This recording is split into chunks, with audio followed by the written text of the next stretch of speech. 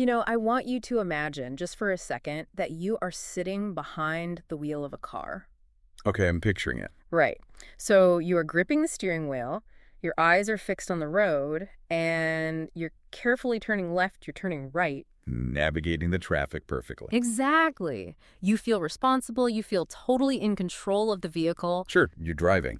But then you look down and you realize something genuinely terrifying. It's, The steering wheel isn't actually connected to the engine. oh, wow. Yeah, it's not connected to the axles, it's not connected to the wheels. You have been, performing all the right motions, but the real machinery driving the car is completely hidden from you. And it's operating on a totally different set of rules. Exactly. That is a deeply unsettling image, but honestly, it is the perfect mechanical metaphor for what we are looking at today. Right. Because when it comes to the story of waste, and specifically plastic waste, that disconnected steering wheel is exactly what the public was handed. We were just spinning plastic. Right.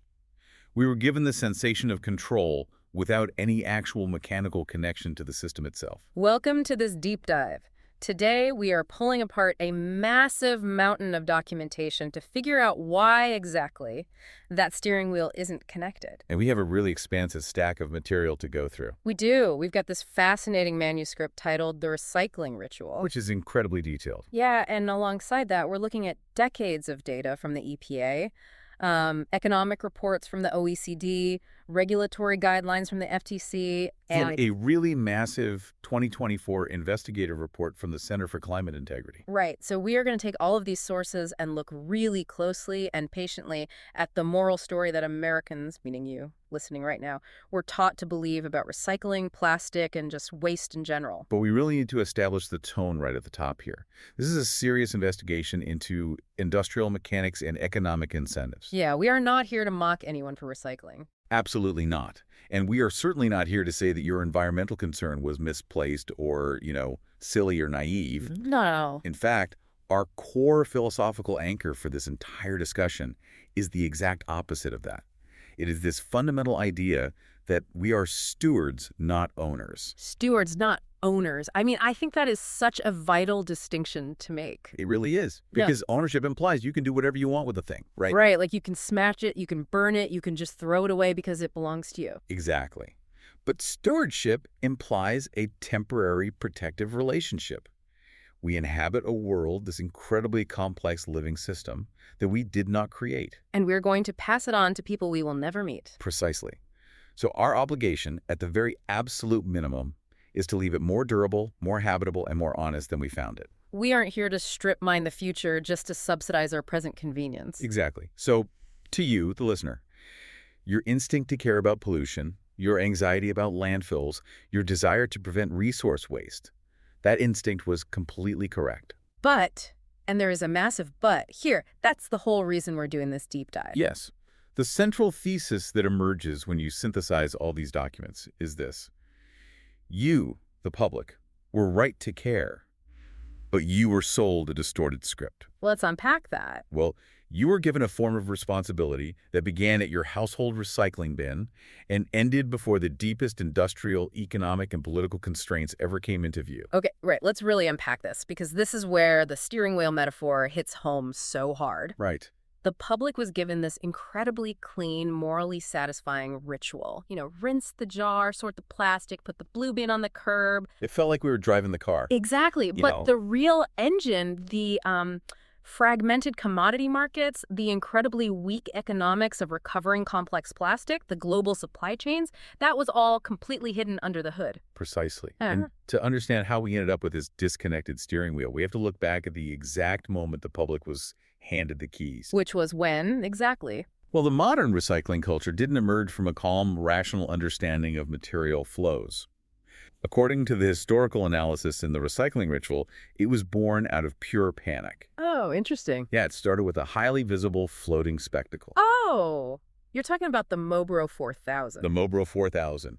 The year is 1987. Okay, I want to paint this picture for the listener because the details are almost too absurd to be real. It really is a wild story. It's March 1987, Islip, New York.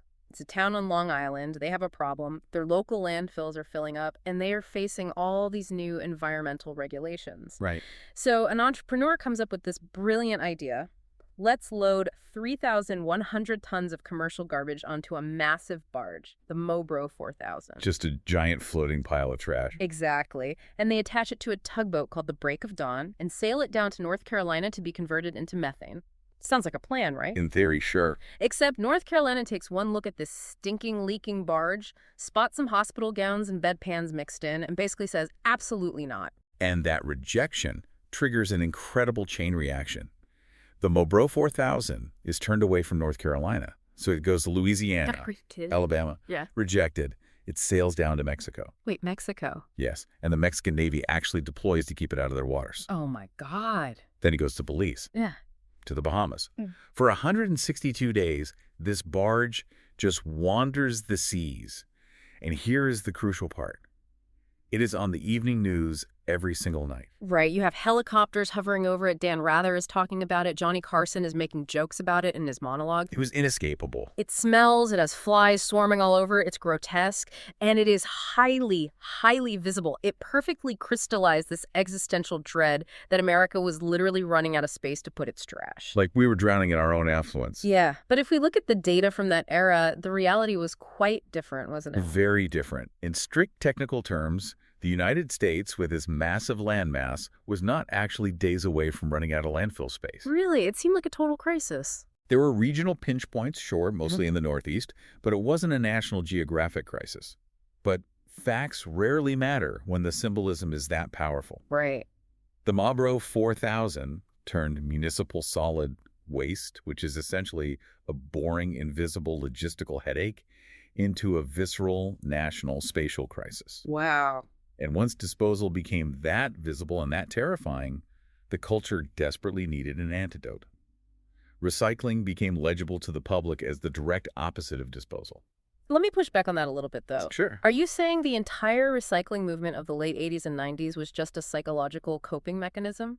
Surely the municipal engineers and the environmentalists pushing for this genuinely believed they were solving a physical problem, not just a psychological one. Oh, absolutely. The engineers and environmentalists were deeply sincere. They were looking at rising disposal costs and the environmental hazards of unlined landfills, and recycling was a highly logical intervention for that. Right. But what the recycling ritual argues is that the public's embrace of it wasn't about the cold math of municipal budgets. It was about pedagogy. Pedagogy, like teaching. Yes. It was a way of teaching citizens how to think and feel about waste. It offered emotional relief. Okay, I see. And the sequence of that teaching was incredibly effective. Very. Step 1. Waste is framed as an existential crisis, symbolized by a wandering barge. Step 2. Recycling is framed as the responsible civic response to that crisis. And step 3. Step 3, and this is the vital one, that massive abstract responsibility is translated into a daily manageable household behavior. Rinse, sort, flatten, separate. Exactly. It gave citizens agency. It took all that anxiety from watching the evening news and converted it into a civic ritual right in your kitchen. But look at what that does to our understanding of the system. This totally front-loaded our moral imagination. What do you mean by front-loaded? I mean, as a culture, we completely absorbed the front end of the system, the bin. But we were totally shielded from the back end. The actual processing. Right. The industrial processing, the commodity markets, the actual chemical realities of the materials. We were enlisted, but we were not informed. Let's imagine an alternate timeline for a second. What if the massive public education campaigns of the 80s and 90s had been completely honest about those end-of-life systems? That would have been a very different world. Right. What if, instead of just teaching us sorting etiquette, they taught us about market demand? What if a PSA came on TV and said, hey kids, a material is only actually recycled if a manufacturer finds it cheaper and more efficient to buy your old trash than to buy virgin raw materials? If they had done that, the entire illusion would have fractured. Yeah. Because that alternate timeline requires treating the public like economic adults. Yeah. Instead, the emotional structure of the ritual protected the system from scrutiny. And this raises a fascinating dynamic. Yeah. The moment recycling became a marker of being a good person, it became almost impossible to criticize the system's flaws without sounding like a villain. Oh, wow. That is so true. If recycling is proof of your environmental seriousness, then questioning the mechanics of the blue bin Sounds like cynicism or defeatism. You're suddenly the bad guy who wants to bury the world in trash. And that emotional shield brings us to a massive realization. The problem with the universal moral ritual is that it inherently assumes a universal material reality. Exactly. If I put 10 different things into the same blue bin, the ritual implies that they are all embarking on the exact same journey toward reincarnation. It tells us the bin is coherent. But the sources we are looking at make it painfully clear that the bin is a lie of coherence. A lie of coherence, that is a heavy phrase. It is the myth of coherence in a deeply fragmented market. This is where we have to separate the concept of recycling into its actual physical components. Okay. The word recycling is not one system. It is a bundle of entirely different industrial systems operating under wildly different economic realities, all hiding under a single word. It's like we were sold a universal remote control for our waste. Oh, I like that analogy. We thought, great, one button controls the TV, the stereo, the DVD player, but it turns out the remote only actually operates 2 channels. Right. And we are just aggressively mashing the buttons for the rest of our electronics, assuming the signal is being received while the TV just sits there blank. That is a perfect analogy because aluminum, cardboard, glass, PP plastic bottles, and those flimsy multi-layer plastic pouches, Yeah. they all behave radically differently. Yeah. To a citizen, the word recycling means moral intention. I washed it. I put it in the bin. I did my part. Right, I'm a good person. But to a facility operator, the word recycling has nothing to do with morality. It means a commodity with a viable profit margin. Those are 2 completely different languages. So let's talk about the gauntlet. What does it actually take for a material to survive the journey from my kitchen to becoming a new product? Because it's not a magical teleporter. Far from it. For an item to truly be recycled, it must navigate a brutal obstacle course. Okay, lay it out for us. First, it must be accepted by your specific local municipal program. Second, it must be successfully collected by the truck. Third, it must physically survive the sorting facility without being missorted or destroying the machinery. That's already 3 massive hurdles. Fourth, it has to be clean enough to process. Fifth, it has to be processable at an industrial scale. Sixth, it has to result as a secondary raw material that actually has a willing buyer. And the final one. Seventh, it has to do all of this while remaining cost-effective against cheap, virgin raw materials. If even one of those links breaks, the entire chain fails, and the item goes to a landfill or an incinerator. Let's compare 2 different materials running that gauntlet. Let's take an aluminum can and compare it to a plastic clamshell container, the kind your strawberries come in. Excellent comparison. Aluminum is the gold standard here. The thermodynamics of aluminum are incredible. How so? Well, mining raw bauxite out of the earth and refining it into virgin aluminum is incredibly energy-intensive and expensive. But melting down an existing aluminum can to make a new one saves about 95% of that energy. Wow, 95%. Therefore, scrap aluminum has massive inherent economic value. The aluminum industry desperately wants your empty can. It literally pays for the system, and it can be melted down infinitely without losing quality. So the remote control works perfectly for the aluminum channel. But what about the strawberry clamshell? The clamshell is a completely different universe. It is made of a specific type of plastic, often thermoformed PET. It is brittle. Okay. When it goes through the sorting facility, it often shatters into pieces that are too small to capture. If it does get captured, it often has adhesive labels stuck to it that contaminate the melting process. Oh, right, the big paper labels. And unlike aluminum, which saves 95% of the energy, virgin plastic is incredibly cheap to make because it's a byproduct of the fossil fuel industry. So the scrap value of that clamshell is abysmal. Meaning they don't make money on it. Exactly. The facility spends more money trying to sort and clean it than they will ever make selling it. And yet they both go into the exact same blue bin. And because they share a bin, the plastic clamshell gets to wear what the manuscript calls the rhetorical halo of the aluminum can. A rhetorical halo. Yeah, it borrows the credibility of materials that actually work. It's a geographical and psychological sleight of hand. Think about the confusion everyone experiences with local rules. Oh, tell me about it. You live in one town, and the municipal website says, yes, we take yogurt tubs. You move one town over, and suddenly yogurt tubs are forbidden, but they happily take plastic clamshells. We generally treat this like it's some frustrating administrative glitch, like the new mayor just hasn't updated the sorting machines. But the sources point out this local variation isn't a glitch. It is the central symptom of a profoundly broken, fragmented system. Wait, I really want to emphasize this. Are you saying that recyclability is not a property of the object itself? Exactly. Recyclability is not an inherent moral or physical property of a yogurt tub. It is a fragile, highly localized relationship between infrastructure and market economics. That is mind-blowing. If recyclability changes across a county line, then it's not a universal truth. It's a localized business decision.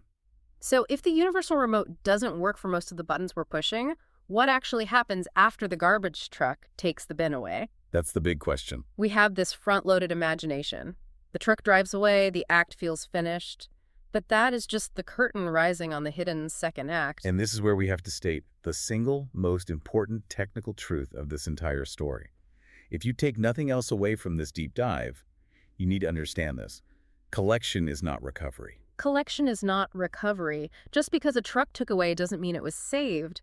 Let's look under the hood of what happens next. The truck dumps your recycling at a MRF, a materials recovery facility. Right, the MRF. Now, I think most people imagine a MRF as this pristine, futuristic Willy Wonka factory where everything is magically levitated into its proper pile. The reality is violently different. A Right. modern MRF is deafeningly loud. It smells of stale beer, rotting food, and exhaust. Sounds lovely. Materials is moving on conveyor belts at terrifying speeds, and it relies on a mix of heavy machinery, advanced physics, and grueling manual labor. Walk me through it. The facility basically uses physical properties to separate the chaos of your bin. They use giant spinning discs called star screens to try and separate 2D objects like cardboard and paper from 3D objects like bottles and cans. Okay, that makes sense. Then they use powerful magnets to pull out steel. They use eddy currents, which are essentially reverse magnetic fields, to repel aluminum cans off the belt. And then we get to the plastics. How on earth does a machine sort out different types of clear plastic? Because to the human eye, a clear PE water bottle looks exactly like a clear PVC blister pack. This is where we get to the optical scanners, which use near-infrared or NIR technology. It's actually quite fascinating. How does it work? Every type of plastic polymer absorbs and reflects light differently based on its molecular structure. So these NIR scanners shoot a beam of infrared light at the plastic flying by on the belt at hundreds of feet per minute. Wow, that fast. Yes.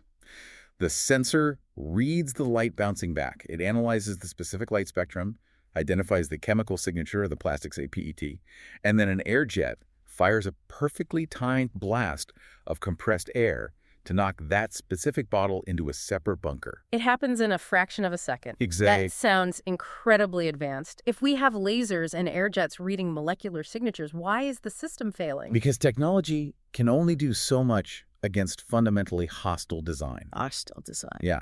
The scanners get confused by full shrink wrap labels. Yeah. If you have a PET bottle completely wrapped in a PVC label, the scanner reads the PVC, miscategorizes it, and ruins the bale. Oh, that makes sense. And then there is the absolute menace of the modern MRF flexible films. The grocery bags, the multi-layer pouches for granola, the Amazon mailers. Yes. Remember those spinning star screens we talked about? Yeah. The ones designed to separate paper from bottles? Yes. Flexible plastic films do not behave like 2D paper or 3D bottles. They act like tentacles. They wrap around the spinning steel axles of the screens. They tighten, they literally gum up the machinery. Oh, no. A MRF operator might have to shut down the entire multi-million-dollar facility multiple times a day, lock out the power, and send workers crawling into the machinery with box cutters to physically slice away thick cocoons of plastic bags just so the gears can turn again. Here's where it gets really interesting. Wait, so when I diligently spent 5 minutes washing out a complex multi-layer plastic soup pouch and I put it in the bin, I wasn't actually saving it. I was actually introducing a mechanical hazard that shut down the facility. In many cases, yes.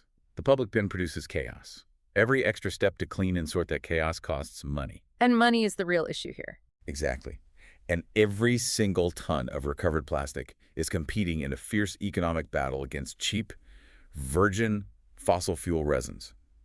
If a manufacturer can buy perfectly uniform, brand new plastic pellets for pennies, why would they pay a premium for recycled plastic that might have slight variations in color or strength? They wouldn't. The economics are brutal.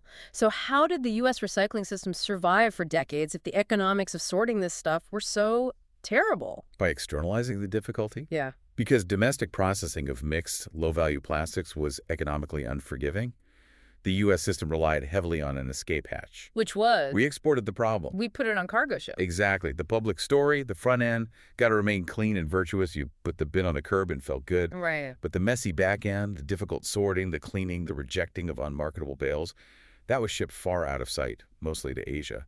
We essentially let someone else handle the brutal physical and economic reality of our consumption.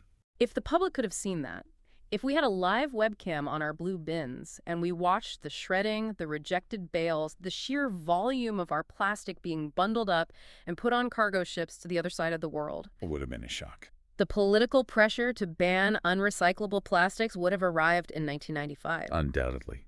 The invisibility of the processing chain protected the optimism of the public, the politicians, and the consumer brands. But the reason we thought that complex plastic pouch was recyclable in the first place wasn't just blind hope. It wasn't just wishful thinking. Right. We put it in the bin because the packaging told us to, because it had a very reassuring, official-looking little triangle stamped on the bottom of it. Ah, the chasing arrows.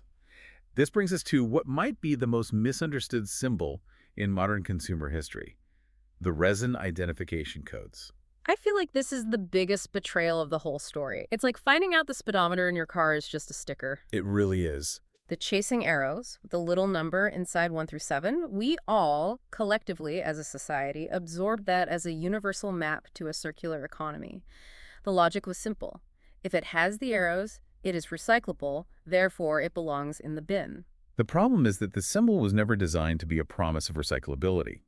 The chasing arrows triangle was adapted by the plastics industry in the late 1980s. No, really? Yes, but according to the American Society for Testing and Materials, or ASTM, who eventually took over the administration of the codes, these are strictly resin identification codes. Let's use an analogy here. It's like looking at the tags on the inside of your clothes. The tag says 100% cotton or polyester. Okay, yeah. It tells the manufacturer what the shirt is made of. But that tag doesn't guarantee your local dry cleaner actually has the equipment to clean it. It certainly doesn't guarantee that a thrift store will want to buy it from you. Right. The arrows are just ingredient labels masquerading as return tickets. That is a phenomenal way to frame it. The arrows simply communicate the chemical family of the polymer. Number 1 is polyethylene terephthalate, or PET.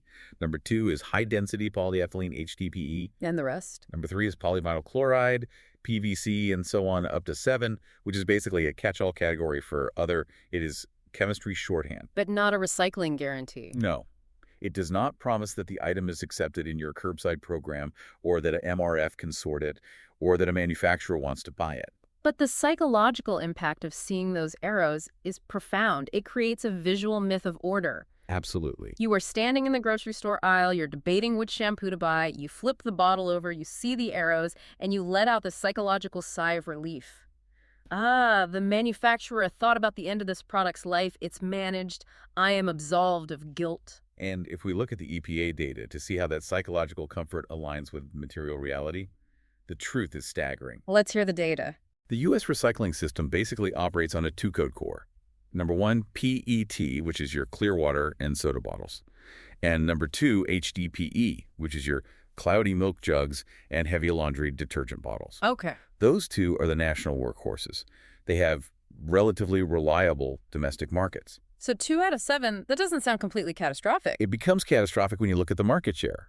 According to the EPA's 2018 data, which is one of the last comprehensive snapshots, before global markets shifted dramatically, P and HDPE together only make up about 52.6% of plastic containers and packaging by weight.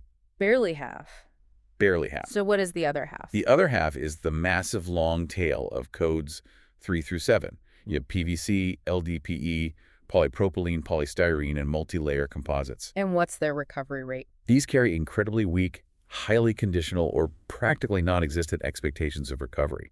And here's where the chemistry becomes a hard barrier. You cannot simply melt all these numbers together. Why not? If they're all plastic, why can't we just make one big plastic stew? Because plastics are polymers, long chains of molecules. And different polymers have completely different melting points, viscosities, and thermodynamic properties. Oh, I see. Mixing PP and PVC together is not like mixing different colors of Play-Doh. It's more like trying to mix oil and water. They phase separate. Phase separate, so they don't blend. Right. A tiny amount of PVC contamination in a batch of PP will actually create acids that degrade the structural integrity of the entire batch, turning it brittle and yellow. It ruins the whole batch. So the system demands purity, but the packaging industry produces infinite complexity. And this leads us to the devastating bottom line. Yes, it does. The number that just shatters the emotional meaning of this whole ritual. According to the EPA's 2018 data, plastic containers and packaging are recycled at a rate of, what? 13.6%. 13.6%. If I told you an elevator had a 13.6% chance of getting you to your floor, you wouldn't call it a functional elevator, you'd take the stairs. If a parachute deployed 13% of the time, it's not a safety device. So why did we let this symbol convince us the system was functional? Because the symbol was performing a function, just not the function the public thought. It was performing a narrative function. A narrative function. The public has been living in a cultural story that wildly outpaces the material performance of the system. We were operating under a 100% belief in a system that was yielding a 13% reality. And this massive gap between belief and reality, it wasn't just an accident, was it? A gap that large, sustained for that many decades, is highly useful to someone. Yes. Which brings us to the political economy and the petrochemical pivot.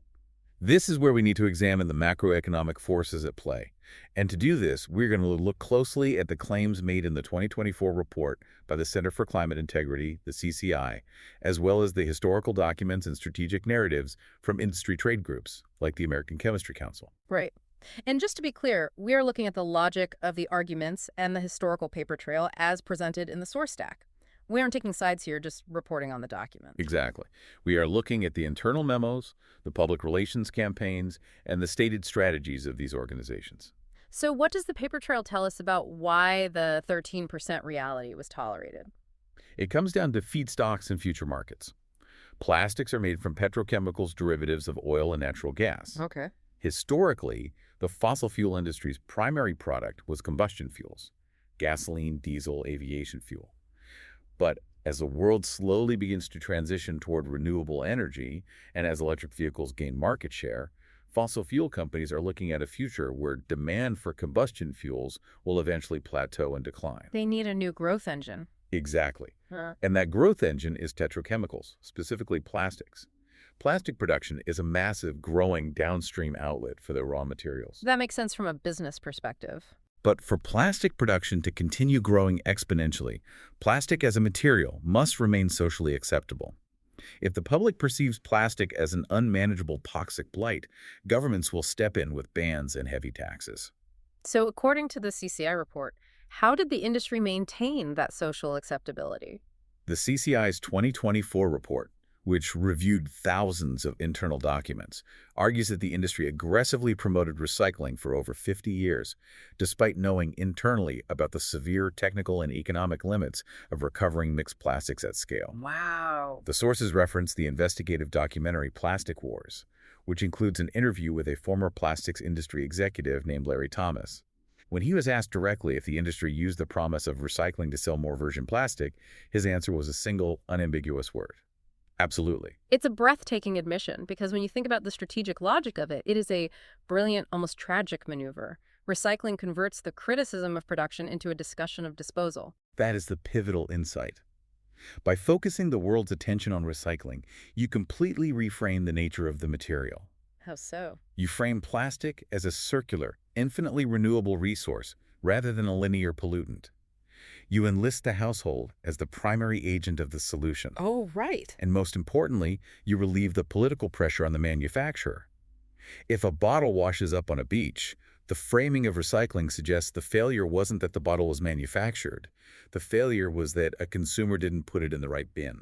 They took a production problem, the sheer overwhelming volume of complex single-use plastic being pumped into the economy, and they transformed it into a sorting problem. Exactly. And sorting problems just require better bins, clearer signs, more public education campaigns telling us to be better citizens, while production problems require regulatory caps, mandatory reuse systems, and making less plastic. And we see the tension of this reality reflected in regulatory guidelines. The Federal Trade Commission, the FTC, issues what are called the Green Guides, which regulate environmental marketing claims. The Green Guides state that marketers should qualify their recyclable claims if recycling facilities aren't available to at least 60% of consumers or communities where the item is sold. That 60% threshold is revealing. It is extremely revealing. Yeah. It is the government acknowledging that there is a massive, opaque gray zone between abstract, theoretical recyclability in a corporate laboratory and real-world functional access for a citizen standing in their kitchen. Right. A company might invent a new multi-layer polymer that technically can be depolymerized in a billion-dollar facility. Yeah. But if only 5% of the country has access to a bin that will route the material to that facility, calling it recyclable is highly misleading to the public. And the language the industry uses to navigate this gray zone is constantly evolving. Today, you don't hear "Keep America Beautiful" as much. What do we hear now? Now we see trade groups like the American Chemistry Council championing terms like circularity, innovation, and their current major push, advanced recycling. So the words change. They have goals for all packaging to be reused, recycled, or recovered by 2040. The vocabulary changes, but the underlying strategic goal remains the preservation of legitimacy. Interesting. As the manuscript notes, even if the environmental concern within these corporate sustainability departments is completely genuine, the structural result of these campaigns is performative reassurance. Hope slows backlash. Think about the psychological impact of that hope. Think about the educational materials distributed in schools in the 90s. We were literally taught in elementary school that good citizenship equals sorting. I remember that. So when a plastic package enters your home, it isn't viewed as an industrial liability. It arrives already carrying a script of environmental legitimacy. You aren't questioning why a disposable plastic pasta box needs a secondary plastic window glued to it. You're just stressed out about how to separate the cardboard from the film so you can be a good citizen. Which leads us directly to the mechanisms that keep us stressed about our own behavior rather than the industrial design. Right. To protect this pivot from production to disposal, society developed a series of comforting stories. Chapter 6 of The Recycling Ritual breaks down 6 specific myths that protect the system and shield the deeper constraints from view. I want to spend some real time on these because I think everyone listening will recognize their own arguments in these myths. Let's go through them. Myth number 1, personal discipline. This is the belief that household behavior is the primary barrier to a functioning system. If everyone just tried harder, if we just paid closer attention to the rules, the system would work. It puts it all on us. It is incredibly comforting because it makes a systemic failure seem like a solvable behavioral issue. It shields us from the harder reality that much of the packaging generated today was never matched to the economic realities of the recovery system in the first place. Myth number 2, confusion. We love to blame the varied local rules. Oh, it's just too confusing. If only the labels were better. Confusion is a real experience, of course. Standing over a bin with a complex item is confusing, but confusion is used as a narrative shield. How does it shield the system? It implies that clearer instructions are the missing puzzle piece. It masks the deeper conflict between endlessly complex, lightweight packaging design and the brutal, inflexible processing economics of the MRF. You can't solve bad thermodynamics with a better font on the label. Myth number 3, contamination. The classic greasy pizza box debate. I feel like every household in America has had a screaming match about this. It's the ultimate distraction. The Washington Post and various industry documents have highlighted this debate for years. Does the grease actually matter? Yes, on a technical level, contamination matters. A greasy food-filled stream costs MRF much more to process and lowers the value of the paper bales. But focusing obsessively on the grease flatters the system. It flatters it. Explain that. It implies the system would achieve circularity if we just washed our peanut butter tubs better. It ignores the fact that even perfectly clean, surgically sterile, low-value mixed plastic still has incredibly weak end markets. So every time we argued with our family over whether the peanut butter jar was clean enough, or whether the cheese grease on the pizza box ruined the whole recycling load, we were basically participating in a distraction campaign. In a way, yes. We were spending all our mental and emotional energy policing the grease on the cardboard, completely ignoring the chemical absurdity of the plastic window glued to the box. Precisely. You were directing your moral outrage at your roommate rather than the supply chain. What's next myth? Myth 4 is the symbols and visuals, which we've discussed. The narrative power of the green arrows. The package arrives already narrating itself as compatible with nature, short-circuiting critical thought. Myth 5. Progress equals soundness. This is a corporate favorite. It's the use of a small, heavily subsidized grant or a tiny pilot facility to imply that the entire global system is on the verge of total circularity. Give me an example. A brand might announce, "We've partnered with a facility in Ohio to recycle our complex snack wrappers." And they have. But it's one facility, operating at a massive loss, handling 0.001% of their total volume. But the headline makes the consumer feel like the problem is fundamentally solved. But it is the sixth myth that really anchors the whole illusion. The manuscript calls it the master myth. The master myth is the foundational belief that environmental responsibility is adequately and properly expressed at the end of the pipe, at disposal. Why is that so dangerous? Because of where it places the burden of proof. If responsibility lives in disposal, then the household is the moral center of the universe. It's all on you, the consumer. And the manufacturer. The manufacturer is just providing what you ask for. But if responsibility lives in design, in material choice, in the total volume of production, the entire emotional architecture changes. The moral center shifts upstream to the boardroom. What would actually happen if the master myth died tomorrow? If the public woke up and completely internalized that end-of-pipe recycling cannot fix upstream overproduction? The immediate shift of political and social outrage would be seismic. Really? Yes.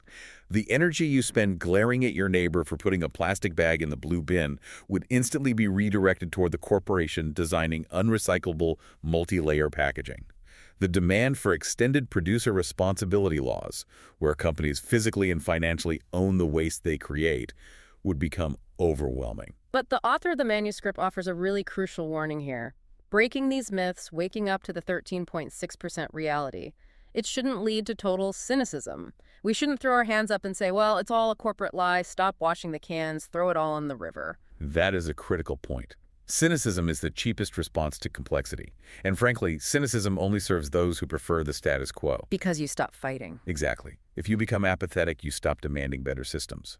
The goal of this deep dive is to protect the moral instinct, your desire to be a good steward, while ruthlessly attacking the false script that hijacked that instinct. For a long time, we didn't have to attack the false script because the illusion was held together by geography. Geography. Yeah. The system produced massive amounts of unrecyclable, low-value material, but we didn't have to look at it because we shipped the evidence away. Until one day, the ship was sent back. Which brings us to a geopolitical rupture, the China shock. For years, the United States and much of Europe exported massive amounts of their collected recycling to China. It was the ultimate away, and the phrase, throw it away. The scale of it was staggering.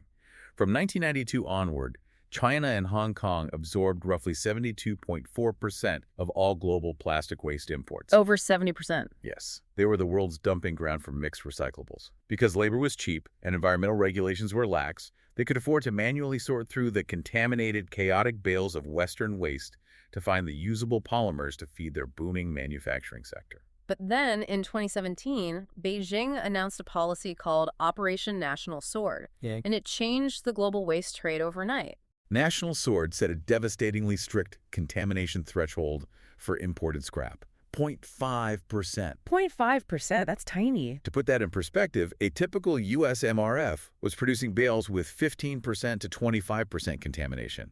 0.5% is basically asking for surgical purity. It was an effective ban. So what happened? Just like that, U.S. plastic waste exports to China plummeted from 1.4 million tons down to practically nothing.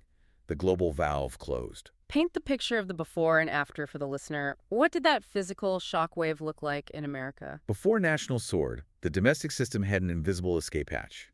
As long as you could pack the plastics into a shipping container, it was off your ledger. Right. After National Sword, that escape hatch was welded shut.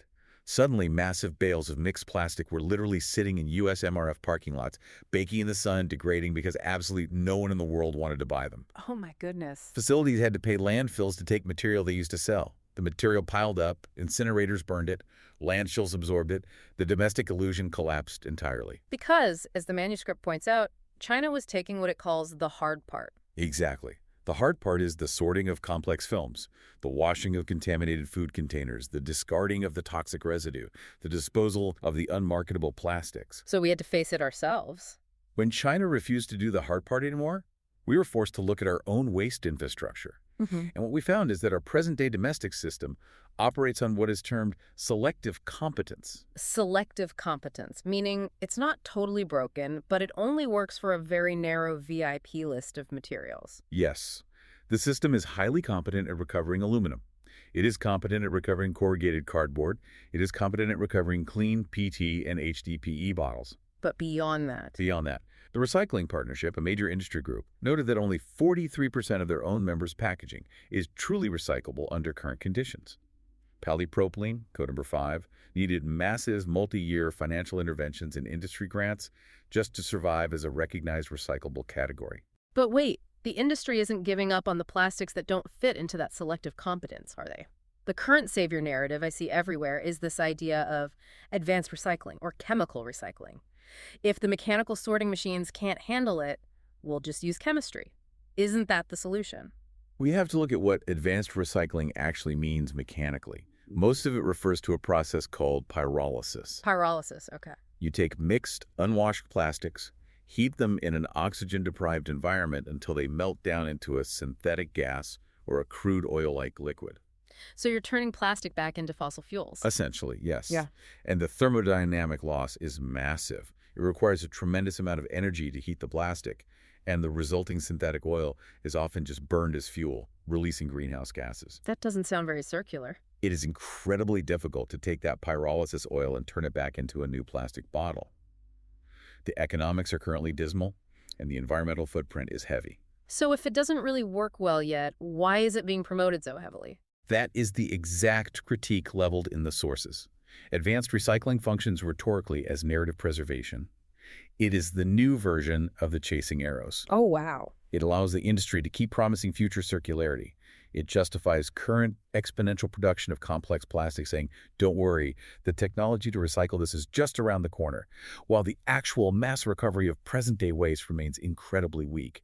It is a promise designed to keep us buying. So if a system requires a perfect alignment of perfectly recyclable design, local municipal access, flawless resident participation, high-tech facility processing, end market buyers who actually want the material, is that a public utility or is it just a fragile boutique market? It is a highly fragile commodity market masking as a public utility, which is why if the downstream is blocked, if the processing's too hard, and if the technological promises are stretched incredibly thin, there's only one direction left to look to actually solve the problem. Upstream. Which brings us to our final act, the upstream solution. The sources make this unequivocally clear. End-of-life management, your kitchen recycling bin, the million-dollar optical scanners at the sorting facility cannot do the work that a production system refuses to do for itself. You cannot fix bad design at the landfill. We have to completely shift the logic. We have to move away from focusing on household sorting etiquette and move toward design, volume, incentives, and producer accountability. We have to look at reduction, reuse, and standardization. You see, recycling, even in its most perfect, idealized form, still permits disposable formats. Right, it still allows single use. It says to the manufacturer, go ahead and make 1 billion single-use items as long as they can technically be melted down. But reuse and reduction challenge the sheer volume of waste directly. Let's make this tangible. Compare the experience of buying a single-use, complex, multi-layer plastic pouch of laundry detergent to a system where you buy a standardized, durable, refillable container. It's a totally different model. Right now, the company making the pouch gets all the profit, and your local municipality, meaning your tax dollars, has to pay to haul that pouch to a landfill for eternity.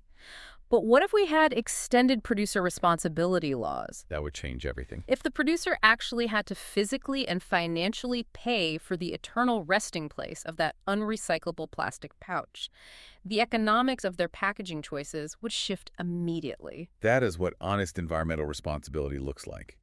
It begins before the purchase, before the package is even molded, before the bin is even considered. What does it ask? It asks fundamentally different questions at the design phase.